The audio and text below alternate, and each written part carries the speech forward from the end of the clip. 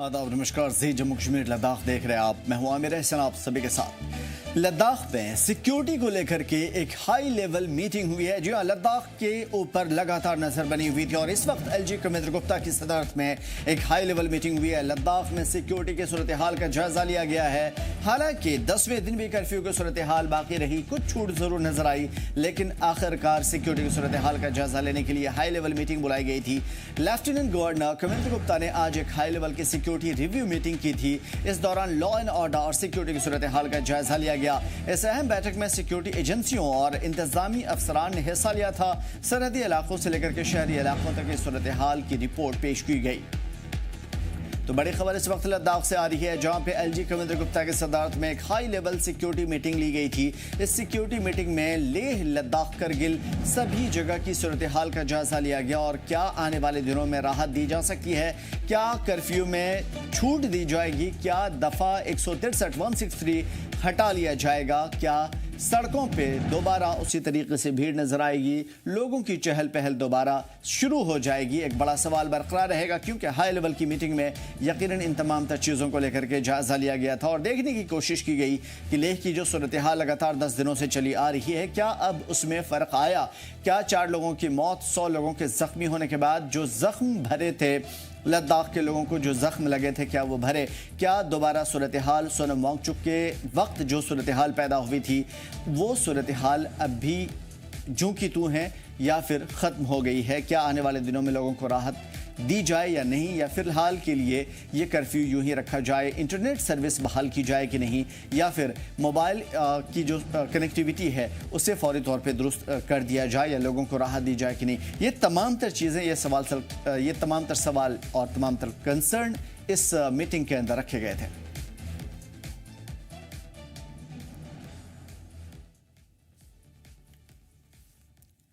और एक और बड़ी खबर आ रही है मौसम को देखते हुए। सीएम उमर अब्दुल्ला की एक अहम मीटिंग हुई है। आईएमडी ने 5 से 7 अक्टूबर तक ये बारिश और भारी बर्फबारी का अलर्ट जारी किया है। सीएम ने सभी डिपार्टमेंट को अलर्ट रहने की हिदायत दी है। लोगों के साथ फसल इंफ्रास्ट्रक्चर की सेफ्टी को यकीनी बनाने की हिदायत दी गई है। सड़क ट्रांसपोर्ट के साथ साथ जरूरी सर्विसेज को बहाल रखने पर जोर दिया गया है और सभी डिपार्टमेंट से मिलकर काम करने की हिदायत मिली है।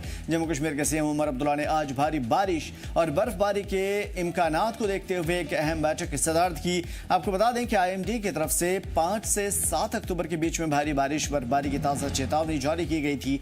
बैठक में सीएम ने सभी मुतालिका डिपार्टमेंट को हिदायत दी कि वो पूरी तरीके से तैयार रहें ताकि लोगों को, फसलों को और बुनियादी ढांचे की हिफाजत को यकीनी बनाया जा सके। उन्होंने जरूरी सर्विसेज और सड़कों को चालू रखने के लिए तालमेल पर जोर दिया।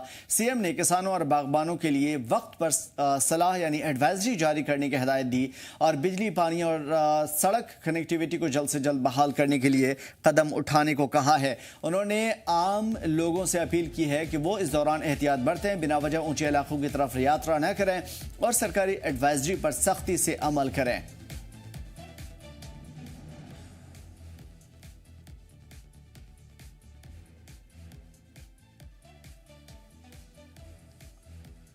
और एक बड़ी खबर और खुशखबरी भी, सैलाब मुतासरीन की मदद को आगे आया है जम्मू कश्मीर बैंक। जी हाँ, जेके बैंक जम्मू कश्मीर के लोगों के लिए आगे आया है। जम्मू कश्मीर बैंक के एमडी और सीईओ ने 4.10 करीब 4.25 करोड़ रुपए की मदद का ऐलान किया है। जम्मू कश्मीर के सीएम उमर अब्दुल्ला को चेक दिया गया है। चीफ मिनिस्टर रिलीफ फंड के तहत मुतासरीन की मदद की जाएगी। सीएम उमर अब्दुल्ला ने मदद के लिए शुक्रिया अदा किया। जम्मू कश्मीर बैंक के मैनेजिंग डायरेक्टर और चीफ एग्जीक्यूटिव ऑफिसर ने आज सीएम उमर अब्दुल्ला को करीब 4.10 करोड़ रुपए की चेक भी दिए। ये रकम बैंक के मुलाजमीन की जानिब से सीएम रिलीफ फंड में बतौर तोहफा दिया गया है और इस मौके पर सीएम उमर अब्दुल्ला ने बैंक कर्मचारियों के इस जज्बे की दिल से तारीफ किया और कहा कि यह कदम हुकूमत की कोशिशों को मजबूती देगा और ज़रूरतमंदों तक बर वक्त राहत पहुँचाने, इमदाद पहुँचाने में आसानी होगी। उन्होंने कहा है कि ऐसे नेक और दरिया दिल इक़दामात समाज में हमदर्दी और जिम्मेदारी के एहसास को बढ़ावा देते हैं और मुश्किल वक्त में सरकार को अवाम की बेहतर खिदमात करने का मौका फराहम करते हैं। और इसके लिए सीएम उमर अब्दुल्ला ने जम्मू कश्मीर बैंक और उसके सभी स्टाफ का शुक्रिया अदा किया। उम्मीद जाहिर की है कि आगे भी इस तरह की इंसानी हमदर्दी पर मबनी ताउन का सिलसिला जारी रहेगा।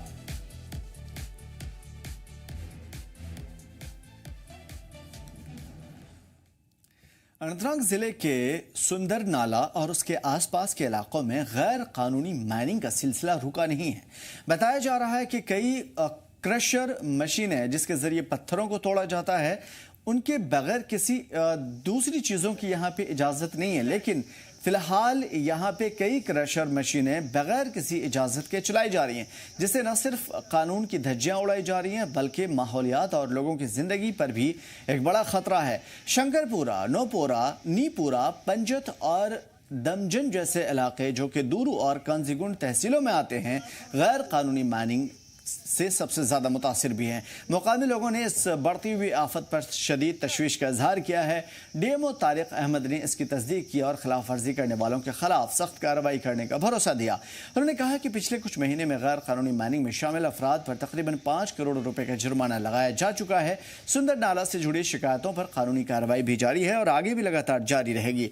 इस बारे में माहौलियात माहिरीन ने भी वार्निंग दी है कि अगर इस बेलगाम माइनिंग को रोका नहीं गया तो ये न सिर्फ इलाके की फितरी हुस्न, कुदरती खूबसूरती और नेचुरल ब्यूटी और तवाजुन को, नेचुरल बैलेंस को बर्बाद कर देगा, बल्कि वाटर रिसोर्सेज को भी जहरीला बना देगा और वाटर रिसोर्सेज के जहरीला बनने से लोगों की मौत हो सकती है। मुकामी लोगों ने इंतजामिया से मुतालबा किया है कि वो ज़्यादा सख्त और फौरी तौर पर कदम उठाएं ताकि गैर कानूनी कारोबार को जड़ से ख़त्म किया जा सके और मुजरिमों को पकड़ा जाए।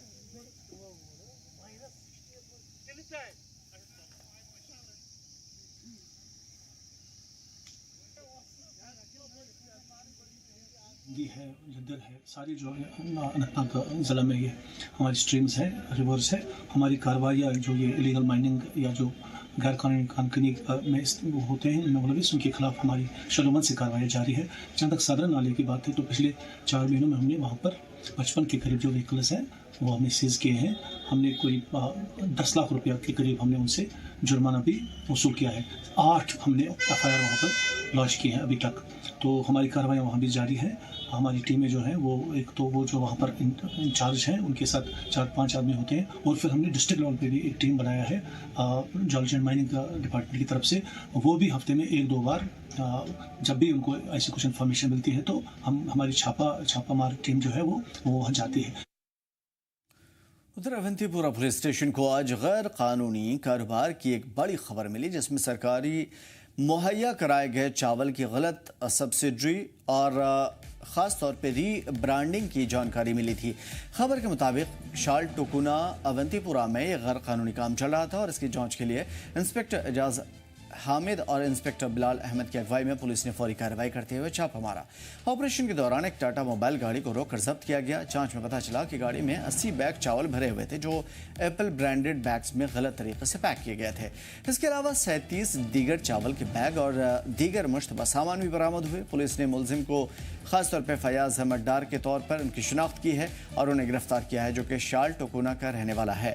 इस मामले पर पुलिस स्टेशन अवंतीपुरा में एफआईआर दर्ज कर लिया गया है। इस मौके पर अवंतीपुरा पुलिस ने एक बार फिर से जोर देते हुए कहा है कि वो काला बाजारी और भंडारण और गैर कानूनी मुनाफाखोरी के खिलाफ सख्त कार्रवाई करती रहेगी ताकि आम लोगों के लिए सरकारी तकसीम के सिस्टम को महफूज बनाया जा सके।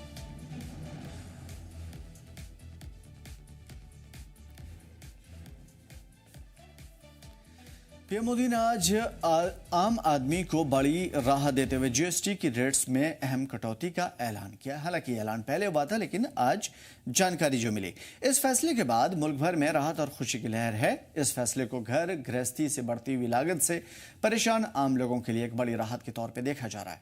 कई साल से आवाम महंगाई और जीएसटी के बोझ के तले कहीं न कहीं परेशान थे, मगर अब इस नई परेशानी से खास तौर पर गरीब और मिडिल क्लास तबका एक बड़ा राहत महसूस कर रहा है। रसोई के सामान से लेकर के रोजमर्रा की जरूरतों पर पड़ने वाले असर को देखते हुए इस कटौती को हुकूमत की तरफ से एक इंसाफ पसंद और अवामी कदम करार दिया जा रहा है। राजौरी में बीजेपी के मुकामी यूनिट ने इस ऐलान के बाद से एक पब्लिक आउटरीच प्रोग्राम चलाया, जिसके कारकुनान ने बाजारों का दौरा किया था और आवाम को पर्चे तकसीम किए। इन पर्चों में पीएम के इस फैसले की तफसीलात और उसकी जानकारी थी, उसके फायदे बताए गए थे। मुकामी लोगों ने इस कदम का इस्तकबाल किया और सरकार का शुक्रिया अदा किया। नरेंद्र भाई मोदी जी ने जिस तरह से जीएसटी को कम किया है, पूरे देश के अंदर पूरी तरह से जो है वो खुशियां हैं। आज दुकानदारों की तरफ हम दुकानदारों में निकले हैं उनके स्टिकर लेकर लोगों को समझाया और लोग बहुत ज़्यादा खुश हैं। ये है कि जिस तरह से सीमेंट का, जैसे कि खाने पीने वाली चीज़ें, गाड़ियाँ हो गई, सब के रेट जो हैं वो कम हुए हैं। आज दुकानदार जो है, शूज़ हैं, आज दुकानदार बहुत ज़्यादा खुश है। इसलिए वो खुश है कि उनका भी कम पैसे से सामान जो है वो ज़्यादा आएगा। कस्टमर इसलिए खुश है कि उन्हें जीएसटी कम पड़ेगा और जो है कम पैसे से उन्हें सामान मिलेगा।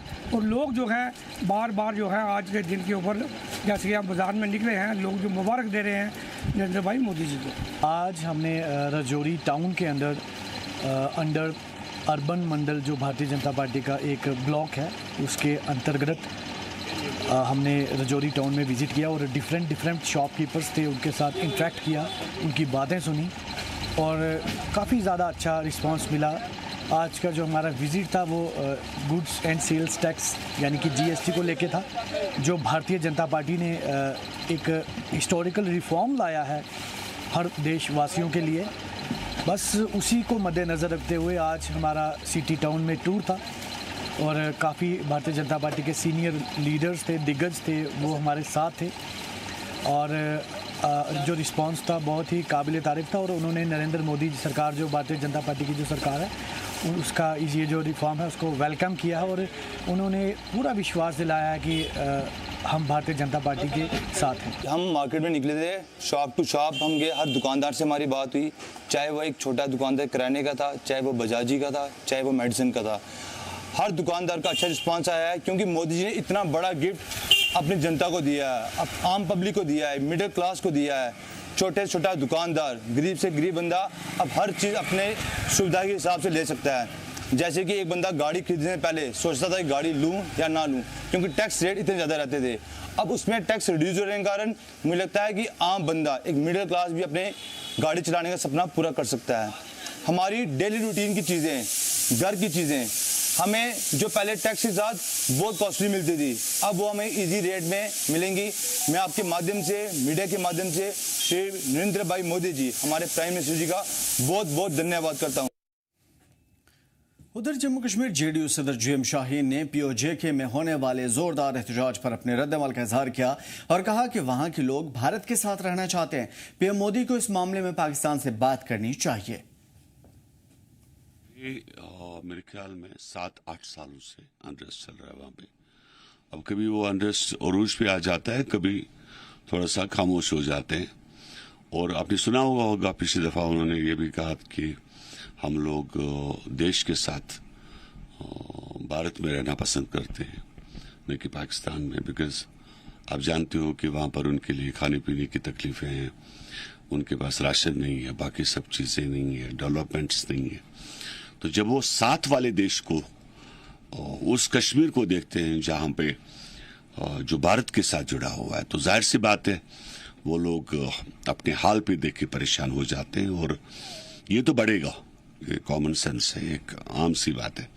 इस चीज़ को बढ़ना है और वो कभी भी पाकिस्तान के साथ रहना पसंद नहीं करेंगे।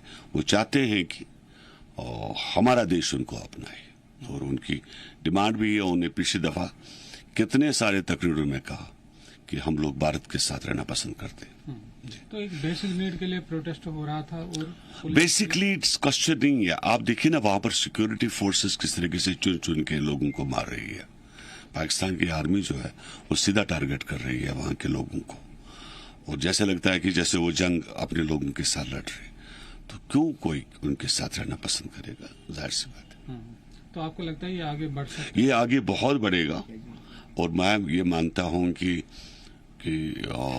हमारे देश के प्रधानमंत्री को इसके ऊपर बात करनी चाहिए। और डिफेंस एक्सपर्ट अनिल गौड़ ने ऑपरेशन सिंदूर पर अपने रद्दमल का इजहार करते हुए कहा कि हमारे सिर्फ दहशतगर्दाना ठिकाने को निशाना बनाया गया था, खासतौर पर हिंदुस्तान की जानिब से। सिंदूर के अंदर हमने बहुत अपने आप को रोका और हमने ये किया कि सिर्फ और सिर्फ जो टेररिस्ट ठिकाने थे, ट्रेनिंग सेंटर थे टेररिस्ट के, उनके ऊपर हमले किए। हमने बाकी इनका आर्मी इस्टेब्लिशमेंट या सिविलियन इस्टेब्लिशमेंट उसके ऊपर कहीं नहीं किया। तो जो हमारा इस बारी अगर ये होगा, कहीं टेररिस्ट अटैक हुआ हिंदुस्तान के अंदर, तो इस वक्त जो है, उस वक्त ये जो हमारा ऑपरेशन सिंदूर जो है वो पूरा का पूरा फुल फ्लैज चलेगा, जिसके अंदर पाकिस्तान के आर्मी इस्टेब्लिशमेंट और सिविलियन इस्टेब्लिशमेंट भी होंगे। तो अगर पाकिस्तान चाहता है कि अपना वजूद बचा के रखे, क्योंकि उस टाइम जब होगा तो ना ही अमेरिका उसको बचा सकेगा और ना ही चीन बचा सकेगा।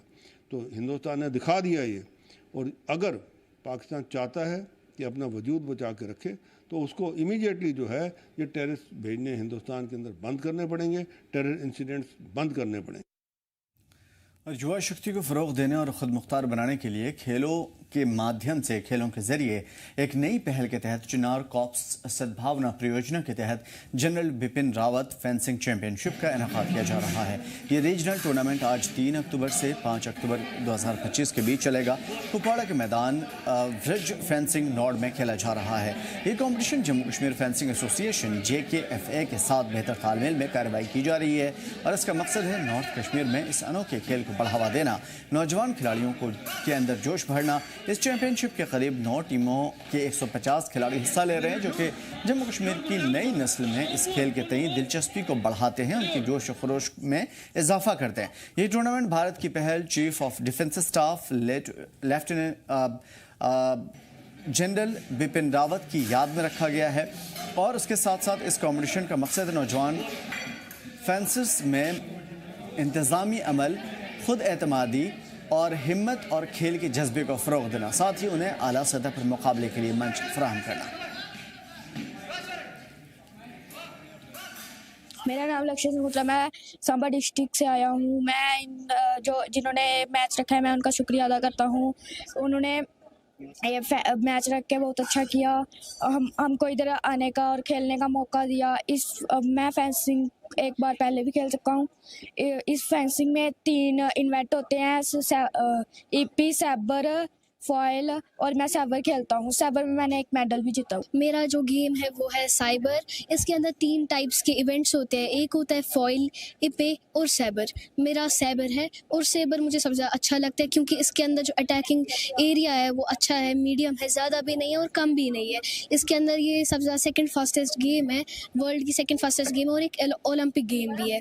ये हम सब बच्चों को, मैं कश्मीर के लोगों को करता हूँ कि आप लोग ये भी खेलें, फेंसिंग खेलें और आप यहाँ पे स्पोर्ट्स काउंसिल के अंदर आए और वहाँ पे खेलें fencing. General Bipin Rawat trophy करवाई जा रही है इंडियन आर्मी की तरफ से कुपवाड़ा में, तो मुझे लगता है ये काफ़ी अच्छा इनिशिएटिव है इंडियन आर्मी की तरफ से जो ये इवेंट करवा रहे हैं ऑर्गेनाइज। और इसमें हमारे 8 डिस्ट्रिक्ट से फेंसर्स आए हैं जो पार्टिसिपेट कर रहे हैं और 3 दिन का टूर्नामेंट है ये। आज इसकी ओपनिंग थी 3 तारीख को और 5 तारीख को इसकी क्लोजिंग सेरेमनी है। और 8 डिस्ट्रिक्ट से लगभग 150 फेंसर, 150 फेंसर्स हैं जो पार्टिसिपेट कर रहे हैं इस इवेंट में। मैं इंडियन आर्मी का बहुत शुक्रगुजार हूँ जो इन्होंने कुपवाड़ा फेंसिंग एसोसिएशन के साथ कोलैबोरेशन की है। पहले मुझे इस गेम का कुछ पता नहीं था, मगर हमें इस फेंसिंग गेम से ताल्लुक़ दिया, हमें बहुत नई अपॉर्चुनिटीज़ मिलती है इंडियन आर्मी की तरफ से, जो बहुत सारे प्रोविंशियल्स ले रही है इसको बढ़ाने के लिए। जो ये गेम है इसमें 3 इवेंट्स होते हैं, इपी, सेबर और फॉयल। मैं इपी खेलता हूँ जिसमें हमें फुल बॉडी अटैक होती है, मगर ये दूसरे वेपन से थोड़ा लेंथ बड़ी होती है और ये थोड़ा वेट इसका थोड़ा ज़्यादा होता है। शोपियां जिला इंतजामिया ने आज कापरीन में लोगों की शिकायतें हल करने के लिए खास कैंप चलाया था। इसका मकसद था हुकूमत को आम लोगों के दरवाजे तक पहुंचाना, उनकी शिकायतों को तुरंत हल करना।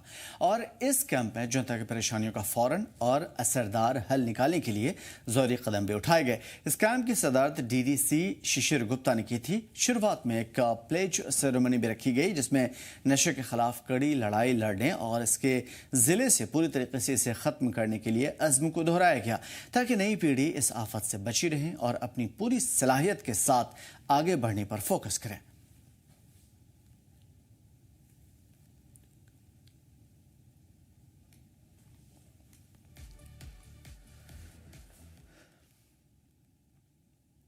वादी कश्मीर में इन दिनों अखरोट की तुड़ाई का सीज़न ज़ोरों पर है। हर साल सितंबर में अक्टूबर की शुरुआत तक ये सीज़न पीक पे रहता है और ये सीज़न किसानों के लिए माली तौर पे बेहद अहम भी है, बल्कि ये कश्मीर की पहचान है, कश्मीर की जान है और यहाँ की इकोनॉमी की रीढ़ की हड्डी भी।